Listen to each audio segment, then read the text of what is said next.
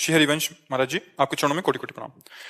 महाराज जी, इनका प्रश्न है कि इन्होंने अपनी तरफ से सच्चे प्रेम किया, पति से छल कपट झूठ निंदा अपमान मिला, इसलिए बस अब की अपनी दो बच्चियों के प्रति कर्तव्य निभाते हुए लाडली जी की आश्रित हूँ, अलग रहती हूँ। श्री जी कृपा से एक नौकरी है जिससे श्री जी बच्चियों का पालन पोषण करते हैं। प्रश्न यह है कि प्रभु, क्या सब छोड़कर बस श्री जी के आश्रित जीवन व्यतीत करना चाहिए या अर्जुन की तरह संविधान के मुताबिक अपने बच्चों के हक के लिए परिश्रम करना चाहिए? ऐसा लगता है यदि मैंने दूसरा मार्ग लिया तो मेरी श्री जी का आश्रय छूट जाए। नहीं नहीं, श्री जी का अंदर आश्रय रखे, बाहर व्यवहार में अपने कर्तव्य का भी पालन करे। ऐसा नहीं कि आश्रय लेके चुपचाप बैठ जाओ, कोई साधु महात्मा नहीं हो। गृहस्थ हो, गृहस्थ में बच्चों के अधिकार अनुसार उसके पिता से उसकी संपत्ति उनको दिलाए, कानूनी कार्रवाई भी होती है ना। तो जब बच्चियां पैदा किया है तो अब कर्तव्य, मान लो आप अलग हो गए हैं पर आप उन बच्चों की माँ है और उन बच्चों का पिता वो है, तो वो संपत्ति का अधिकार रखती हैं बच्चियां। समय आने पर उनको उस अधिकार की प्राप्ति होगी तो वो भी सुखपूर्वक जीवन व्यतीत करेंगी। माता पिता का जीवन होता है संतान की व्यवस्था के लिए, खूब संतान को पढ़ाए लिखाए, उनकी व्यवस्था करे, अपना कर्तव्य पूरा हुआ, भगवान का भजन करते हुए भगवान को प्राप्त हो।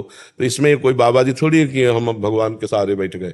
अंदर से भगवान का सहारा, बाहर से कर्तव्य है। गृहस्थी में कर्तव्य कर्म को देखना चाहिए अपने अधिकारानुसार। उसमें ऐसा नहीं कि अब जो होगा सो फिर वो बच्चे हैं बच्चियां हैं, वही बात है। अब मान लो हम लोगों के पास आज ना आवे तो हम भूखे रहकर भी कीर्तन करेंगे, क्योंकि हम लोगों को यही ट्रेनिंग दी गई है, यही शिक्षा दी गई है। सहना है, भगवान जैसे रखे वैसे रखना है। लेकिन गृहस्थी में कर्तव्य कर्म है, उसमें अंदर से भगवान का सहारा है और बाहर से अपने कर्तव्य कर्म को करना है। अर्जुन जी कह रहे हैं मैं भिक्षा मांग के खाऊंगा, भगवान कह रहे नहीं, युद्ध करो, तुम्हारे लिए युद्ध रूपी कर्तव्य है। तो अपने कर्तव्य का पालन करते हुए भगवान के भरोसे रहना चाहिए। अगर भगवान का भरोसा लेकर केवल ऐसे बैठ गए और अपने कर्तव्य का पालन नहीं किया तो आपने सही भगवान की आज्ञा को नहीं माना। भगवान अर्जुन से यही कह रहे हैं कि माम स्मर युद्ध च, मेरा स्मरण करो और अपने कर्तव्य का पालन करो। गृहस्थ धर्म और विरक्त धर्म अलग अलग दो धर्म है। निवृत्ति मार्ग का अलग सिद्धांत है, प्रवृत्ति मार्ग का अलग सिद्धांत है। किसका प्रश्न है, तो आप समझ पा रहे हैं? हाँ, आश्रय तो नहीं छूटेगा ना? नहीं करे अंदर से कहीं आश्रय ना छूट जाए इन सब करते। अंदर से आश्रय भगवान का रखिए, बाहर से प्रयत्न कीजिए। अर्जुन तो मार काट वाला उपदेश ग्रहण कर रहे हैं, सबकी गर्दनें उतारनी है, काटना है। आपको ऐसा कुछ लड़ना झगड़ना तो है नहीं।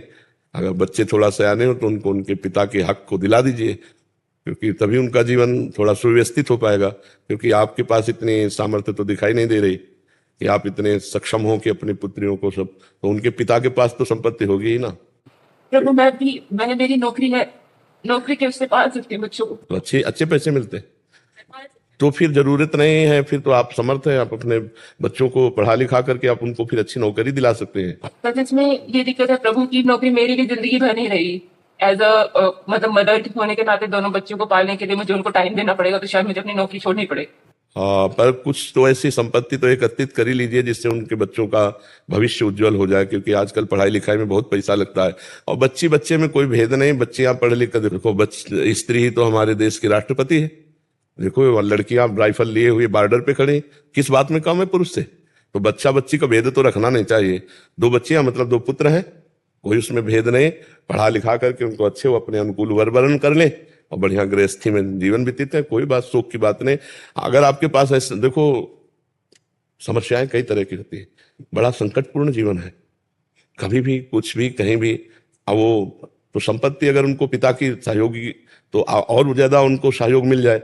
अगर आपके पास ऐसी पर्याप्त संपत्ति है तो फिर कोई किसी से फिर क्या लड़ाई झगड़ा करने की जरूरत है।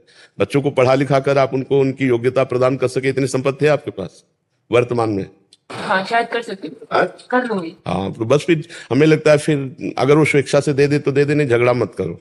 क्योंकि राग द्वेष पूर्वक लड़ाई झगड़े से वो फिर वो बच्चों की भी जिंदगी में वही संस्कार भर जाएंगे। आप अपनी मेहनत से कमाई करके उनका पालन पोषण करो, जैसे आप हो तो ऐसे उत्तम नौकरियां बच्चियों को मिल जाए तो उनका जीवन सार्थक हो जाएगा और आपका माँ होना धन्य हो जाएगा। आपने जो कर्तव्य किया ना, हाँ, भगवान देख रहे हैं ना कि आप कितना लड़ रही हैं और लड़ करके आप अपने बच्चों को अपने जीवन के सुखों का त्याग करके, मतलब पति से विलग रहना, अपने जीवन को तपस्या में व्यतीत करना है। हर सुख सुविधा है लेकिन उन सुख सुविधाओं को अपने बच्चे के लिए समर्पित करना धन्य है। तुम्हारी जैसी माँ ने, आजकल तो ऐसी भी माँ हो गई कि अपने सुख के लिए अपने बच्चों के गले दबा दिए।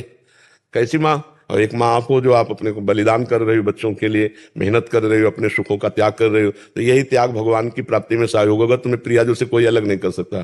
सो सुख वांछा ही अलग करती है, भोग वासना ही भगवान से अलग करती है। और त्याग पूर्वक चाहे बच्चा हो चाहे परिवार हो, दूसरों के प्रति समर्पण का भाव, तो उसे भगवान का सहयोग मिलता रहता है, भगवान का आश्रय रहता है। आप अनाथ नहीं हो, नाथ अनाथ हित समर्थ मोहन श्री राधा, प्रभु आपके साथ है। आप बिल्कुल मजबूत रहिएगा और प्रसन्न रहिएगा, हमारी बात पर आप टिकिएगा। हाँ, कभी आप दुखी मत होइएगा, पुष्ट रहिएगा। परम पति जब साथ है तो नाशवान पति ना भी हो तो क्या फर्क पड़ता है। नाशवान पति मान लो साथ छोड़ दे तो परम पति तो साथ है, फिर क्या, मस्त रहो, भगवान साथ है।